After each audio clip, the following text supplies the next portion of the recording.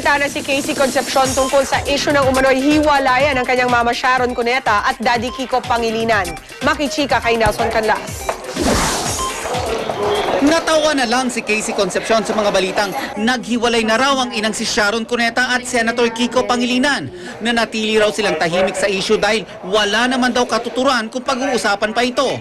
Wala naman nangyayaring ganon right now. I don't know kung sino yung gustong manira sa kanila or kung bakit, pero ganun talaga. Noong isang linggo, nagbakasyon si Sharon sa Hong Kong. Sa susunod na linggo naman, si Senator Kiko ang aalis. At matapos ito, buong pamilya na ang kasama sa Caribbean Tour. Sa lahat ng mga issue, parang, di ba may nakaplano pa kaming bonding? Kaya hindi talaga nangyayari yung iniisip ng iba. Duda ni na Casey, galing sa mga kalaban ng kanyang stepdad, ang mga mapanirang balita. Maging ang malapit na kaibigan ni na Sharon Cuneta ni si Fanny Serrano, naniniwalang may halong politika ang mga intrigang ito. Siyempre, as a politician, yung character ni Kiko, walang masira ang mga kalaban.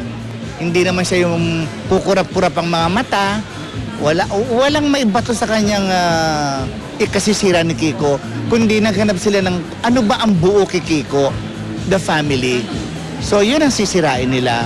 Nelson Canlas, updated sa Showbiz Happenings.